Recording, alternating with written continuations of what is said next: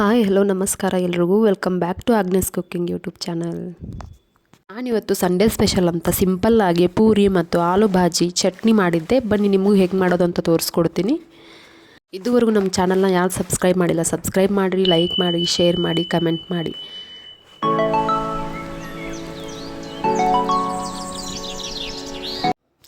ಮೊದಲಿಗೆ ಆಲೂ ಭಾಜಿ ಹೇಗೆ ಮಾಡ್ತಾರೆ ಅಂತ ನೋಡ್ಕೊಳ್ಳೋಣ. ಗ್ಯಾಸ್ ಒಲೆ ಮೇಲೆ ಒಂದು ಕಡಾಯಿ ಇಟ್ಕೊಂಡು 3 ರಿಂದ 4 ಸ್ಪೂನ್ ಎಣ್ಣೆ ಹಾಕಿದ್ದೀನಿ. ಎಣ್ಣೆ ಕಾದ ನಂತರ ಸ್ವಲ್ಪ ಸಾಸಿವೆ ಮತ್ತು ಜೀರಿಗೆ ಚೆನ್ನಾಗಿ ಎಣ್ಣೆಯಲ್ಲಿ ಫ್ರೈ ಆದಮೇಲೆ ಸ್ವಲ್ಪ ಕರಿಬೇವು ಮತ್ತು ಈರುಳ್ಳಿ ಅದ್ರ ಜೊತೆಗೆ ಮೆಣಸಿನ್ಕಾಯಿ ಹಾಕಿ ಸರಿಯಾಗಿ ಎಣ್ಣೆಯಲ್ಲಿ ಫ್ರೈ ಮಾಡ್ಕೋಬೇಕು. ಹಾಗೆ ಎಣ್ಣೆಯಲ್ಲಿ ಚೆನ್ನಾಗಿ ಫ್ರೈ ಮಾಡಿದ ಮೇಲೆ 1 ಸ್ಪೂನ್ ಅರಿಶಿಣ ಪುಡಿ ಮತ್ತು 1 ಸ್ಪೂನ್ ಉಪ್ಪು ಹಾಕ್ಕೊಂಡು ಚೆನ್ನಾಗಿ ಮಿಕ್ಸ್ ಮಾಡ್ಕೊಳ್ಳಿ.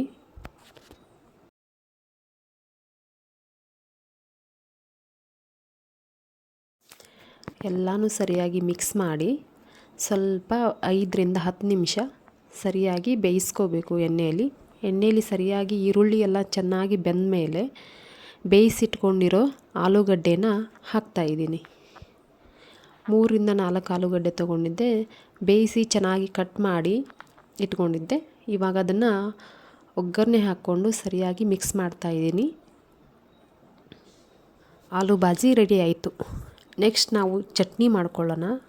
ಸ್ವಲ್ಪ ಮಿಕ್ಸರ್ ಜಾರಿ, ಸ್ವಲ್ಪ ಹುಣಸೆಹಣ್ಣು, ಸ್ವಲ್ಪ ಬೆಳ್ಳುಳ್ಳಿ, ಸ್ವಲ್ಪ ಹಸಿ ಶುಂಠಿ, 3 ರಿಂದ 4 ಹಸಿಮೆಣಸಿನ್ಕಾಯಿ, 1 ಸ್ಪೂನ್ ಉಪ್ಪು ಹಾಕ್ಕೊಂಡು ಮಿಕ್ಸರಲ್ಲಿ ಸರಿಯಾಗಿ ರುಬ್ಕೊಳ್ರಿ.